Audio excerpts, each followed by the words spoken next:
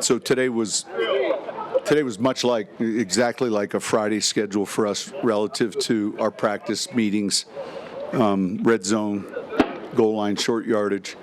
Tomorrow will be much like a Saturday. Any questions? How's Levi, obviously a veteran player, handled the fill-in work when he's been in there? And what Yeah, good. We've got depth there. He, Mathis, a number of those guys. They've played a lot, so those guys have done well. How did that impact playing on Monday Night Football and how much opportunity? What do you tell them about playing in a big stage and kind of embracing it? I think it's still the process leading up to it. It kind of goes back to if this is, where you want to go, then these opportunities come up. I know much was made about the flex game. That made a lot of sense for a number of reasons, just strategically. There's a team there's a team that was in that game that we're going to play the next week. So, I would say I haven't talked a whole lot about the most overrated school. Monday night. I gave Sutton a hard time. There's been a couple telecasts where they didn't know his name or pronounced it wrong. I said, this group will have your name right. So you get the A team, and these are the games you want to play in. Your experience, is there ever a concern when the bye is on the other side of a game? No, good question. This is as late as I think this is the last bye weekend coming up, but I know I spent a lot of time on how we played after the bye. That would be a good study to see how we played historically prior to. But I think generally speaking, if you have a good team, hear all the things. Well, cold weather's hard. They don't, when they play on the, just you name it, and generally the good teams dispel all those things, and the teams that aren't so good, got to remove the narratives. But I think they'll handle it well. And we come back home then, and that seems like a month from now for the next opponent. Go ahead. You have an extra day to prepare for this game. What do you use that on when you have one? Well, it was interesting. Every year the schedule's like there's always something that's never happened, So, all right, Thanksgiving is fairly easy. You practice in the morning. And so, we had a review, and then we always try to get in sync then. So we play Monday, and so really Wednesday and then the morning of Thursday were base. And then here we were Friday yesterday, third down, today like a Friday. You try to get in that same schedule, and there's a little bit more rest in there. And look, Cleveland had a unique earlier game. So these things come up, and as a coach, you lay the schedule out, and then you pay attention to your team where they're at that moment, and then you're ready to adjust if you need to. You guys signed Zach Cunningham to the 53. What do you kind of like? Well, he had used his three. Right. Call-ups, and so his experience, he's a good tackler, he can run. Definitely, we spent a lot of time on him in the off-season. So, Sorry, you're gonna need some more depth with losing Alexander, on the practice squad and inside linebacker or something like that. Bring another guy in. Yeah, we'll see. We might bring in the best player available. So we haven't pigeonholed ourselves to say, hopefully we're developing players that we think can come up. And I'm happy for Quan. I had a good visit with him. And look, we've been together before, and it's a good opportunity for him. But we knew this was coming with Zach. I'm just curious, as a head coach, play caller, have you adjusted over the years how much time you spend with the quarterback? Is there too much of you they can have sometimes? I think it's evolved. I think, look, you delegate, the daily stuff, and then there's certain things that you want to make sure they know, especially as the play caller. I think that's the important part. What is, the ones that, man, he really likes, and then the ones, man, I really like, and we kind of know going in. We just had a few discussions as we're going through these plays today, like, that's an A-list play. Or when we get into a critical situation, this is what I'm thinking. That hasn't changed. Along those lines, as Bo continues to develop, show improvement, is there an expansion of the playbook, or maybe the menu of plays grows that you make available? Got a pretty good menu now. Everyone's, I think it's all defense and game plan driven. When we do the base run list, for instance, on Wednesday, we'll look at how many lines, and we're used to a certain number. If we feel like it's a little heavy, we might push a few to today red zone. And we kind of do the same with drop back, play action, nakeds, screens. Some teams, you might have a little bit less play action or nakeds, or maybe a little bit more drop back. And then you get into your third down. So, I think each week a lot of it is opponent driven. When you did the deep dive on Jameis back in 21, Yeah. I think he had 31 touchdown passes and 30 interceptions, I think, something like that. Yeah. What did you see?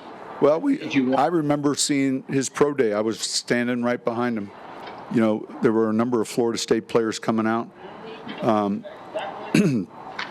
You felt his energy, and obviously you felt his arm strength, his size. He's someone that still can step up and go get a first down, on 3rd and 8 if your rush integrity isn't good. And then it was like, all right, here are the things we think, he does well. He came in early on, obviously, as an understudy to Drew, and then I think the 21 season he started. Green Bay, I think he tore his ACL versus Tampa Bay. I don't recall. I think we were 5-2. He was playing well. But trying to tailor a game around, all right, again, what he did. And, he can make all the throws. There's a natural leadership about him. The players gravitate to him. And, we got along well. I mean, as a coach, you're always interested in this goes back to, Zach Wilson, someone else that was that highly regarded. We'd like to have a chance to coach. And so his time came, and look, obviously the injury was unfortunate, but he had some real good moments in that beginning of that year. We didn't really see that personality flourish the way it did till he got to you guys. Do you remember, specifically what allowed him to? It flourishes when you're on TV and look, the media then was different now. And there's a podcast for every player and a talk show and you name it. I mean, when you really look at it, back then it probably wasn't as prevalent as it is now. But it's infectious, and we used to give him a hard time, because look, we were in the same division, so you went from being someone you don't know and you just but then, and so no, he has that personality, and I think it's genuine. I think he leads that way, and I think that. I think that's brought a spark to their team, honestly. When you've got a bunch of coaches involved in the passing game like you do, kind of what are the benefits of that and maybe the potential pitfalls of all that? There's no pitfalls. The worst thing to be is alone in your room with an idea. Right?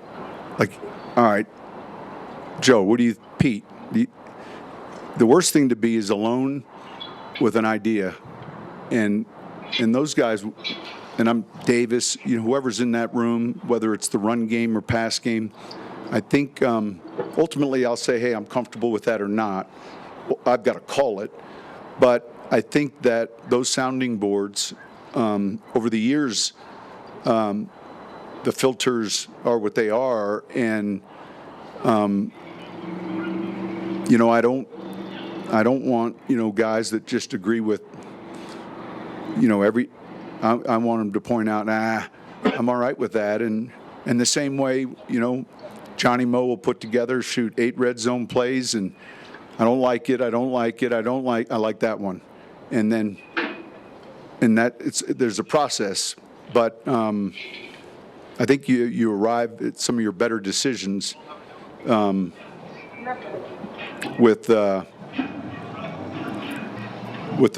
group, as opposed to, now ultimately I've got to feel comfortable calling it, and so I don't want to put it in if I know I'm not going to call it. But yeah, when we finish here, I'm going up to look at, you know, another 4 hours of tape to make sure there's something that we don't, and if there is, you know, it might be a text. The other night there was a text, a drawing at home. It's Thanksgiving, and it's hard to break from that schedule, even when you're not present. You're not present wherever you're at. And I just sent a group text out, hey, I want to do this.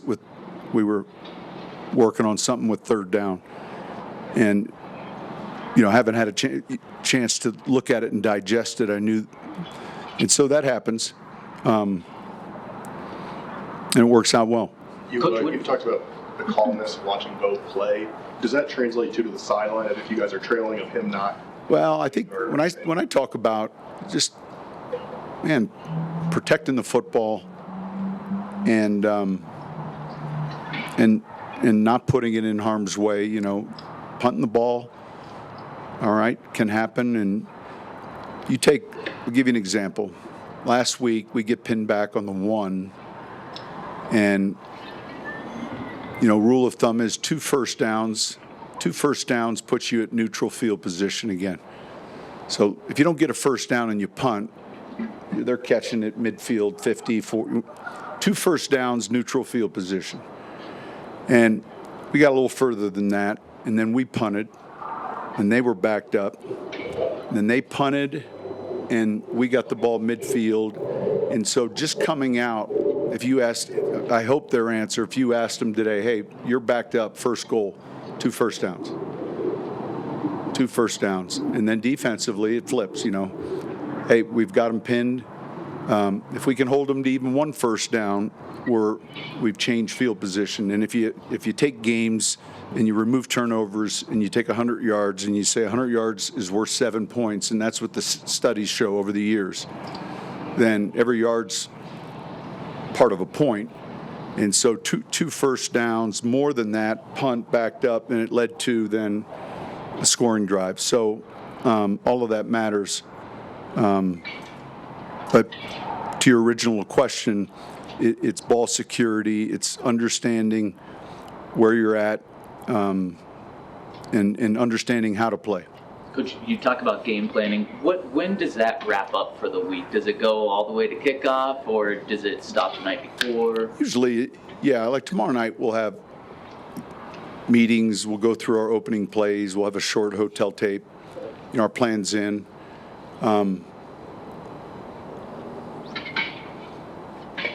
Yeah, I mean, there occasionally, let's pretend that we're playing on Sunday. Occasionally there might be a Saturday morning ad, like tomorrow, for instance. There was one instance last year where at the stadium 4 hours before the game, there was just one thing we tweaked. And then when the players came in, we just met with them real quick on it, and it came up in the game against Minnesota. That would be highly unusual. But generally, I don't like that expression, the hay's in the barn, though. I think you're making sure you haven't missed anything. Yeah, everything's covered. And there've just been so many experiences that I've had where something was tweaked or changed, later in the week, and then, man, it came up in the game, and you're thinking to yourself, had I just, that wouldn't have gone that way. We had a fake field goal against Indianapolis, didn't like the way it looked, weren't blocking it right. Saturday morning, we kind of tweaked it, had to be on the right hash. We ran it in the game. We hit Ben Watson, scored on the next play. And then when the game ended, I think we won by 4, 5, 6 points. But I just remember thinking, man, those are the things that keep you up. Like, once that happens to you a couple times, so you don't want to overdo it, but I think you do want to make sure you're cleaning things up and making sure. And you're also, by the end of the week, you're eliminating a few things, too, that you thought maybe on Wednesday looked pretty good. And the more you've looked at it, we've got something else we like. Did you hit the one against Minnesota? The pregame tweet 4 hours ago? What's that? Did you hit the one last year against Minnesota? You said games you did it. It wasn't a play. It was what we were going to do protection-wise with a certain pressure. And so it was something that worked out. It wasn't a touchdown or anything, but it was something that was different.